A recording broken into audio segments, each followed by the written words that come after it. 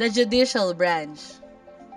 Judicial power rests with the Supreme Court and the lower courts as established by law according to Article 8, Section 1 of the 1987 Constitution. Supreme Court of the Philippines.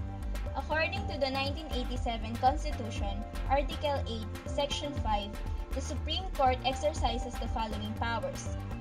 Exercise jurisdiction over cases affecting ambassadors, other public ministers and consuls, and over petitions for certiorari, prohibition, mandamus, quo warranto, and habeas corpus.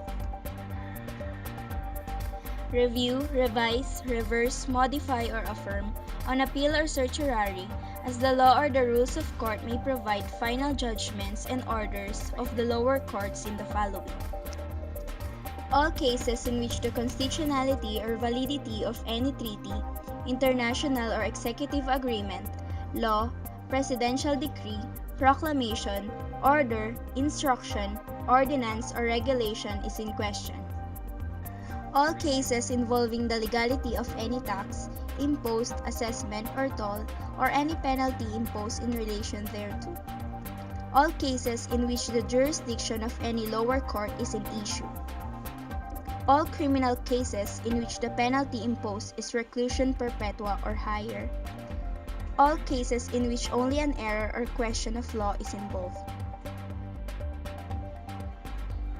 Assign temporarily judges of lower courts to other stations as public interest may require. Such temporary assignments shall not exceed 6 months without the consent of the judge concerned. Order a change of venue or place of trial to avoid a miscarriage of justice.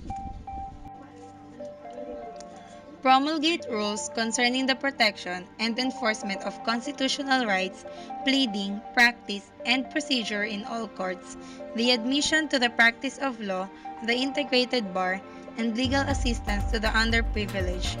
Such rules shall provide a simplified and inexpensive procedure for the speedy disposition of cases, shall be uniform for all courts the same grade, and shall not diminish, increase, or modify substantive rights. Rules of procedure of special courts and quasi-judicial bodies shall remain effective unless disapproved by the Supreme Court. Appoint all officials and employees of the judiciary in accordance with the Civil Service Law.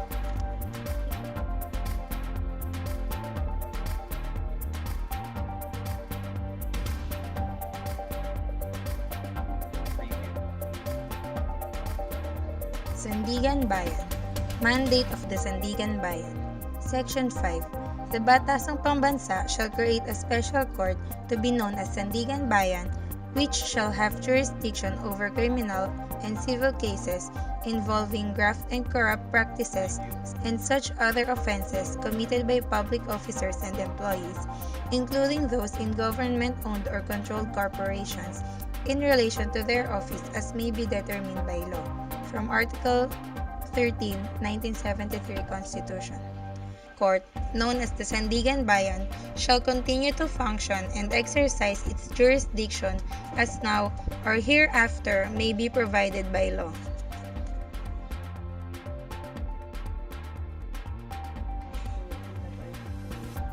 Court of Appeals. Mission: to enhance the public trust by disposing of cases justly, speedily, and impartially. To employ computerized and automated innovations and re-engineer administrative and operational system. To uplift the professional and moral standards of court officials and employees. To uphold the rule of law by fairly and fearlessly defending the Constitution and the rights of the people. To provide magistrates an environment conducive to the faithful discharge of their judicial tasks. Court of Tax Appeals. Mission: to achieve its vision, the court is guided by the following principles: fair and speedy collection of taxes by the government, adequate judicial remedies to taxpayers against unreasonable or unjust tax assessments and refund of excessive or erroneous taxes collected, proper interpretation of tax statutes, adherence to the independence of the judiciary, and utmost deference for public trust and confidence in the judiciary.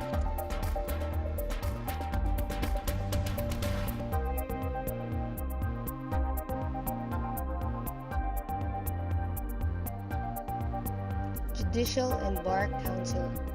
The function of the Council is to recommend to the President of possible appointees to the judiciary.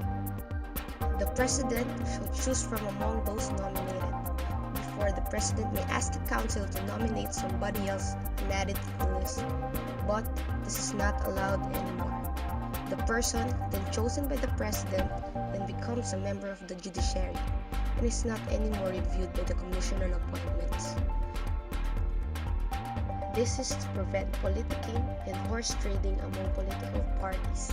Former Chief Justice Artemio Panganiban said that the Council's principal objective is to attract the best and brightest to the judiciary and to make them remain there.